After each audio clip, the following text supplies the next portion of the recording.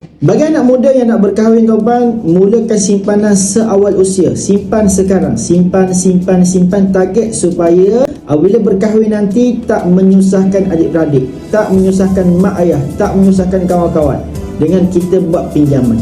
Tuan-tuan, alhamdulillah saya sendiri berkahwin tuan-tuan tanpa ada apa-apa loan dengan bank, tanpa ada apa-apa loan dengan mak ayah, adik-beradik dan kawan-kawan. Sebab saya simpan emas tuan-tuan, saya dapat berkahwin tanpa ada apa-apa hutang, dan keperluan saya sebelum berkahwin, semasa berkahwin dan selepas berkahwin Allah Ta'ala permudahkan sebab saya mulakan simpanan emas tuan-tuan. Antara perkahwinan saya sekitar 7 dinar saya bagi kepada isteri saya, dan urusan-urusan yang lain tuan-tuan habis sekitar 10 dinar tuan-tuan. Jadi anda kata tuan-tuan ada hasrat nak berkahwin, simpan sekarang, insya-Allah apabila dah jumpa jodoh, dah jumpa pasangan yang tuan-tuan nak berkahwin tadi, terus boleh akad nikah. Sebab apa? Dari segi dana, dari segi simpanan dah disediakan lebih awal. Jadi itu sangat-sangat bagus tuan-tuan bagi anak muda.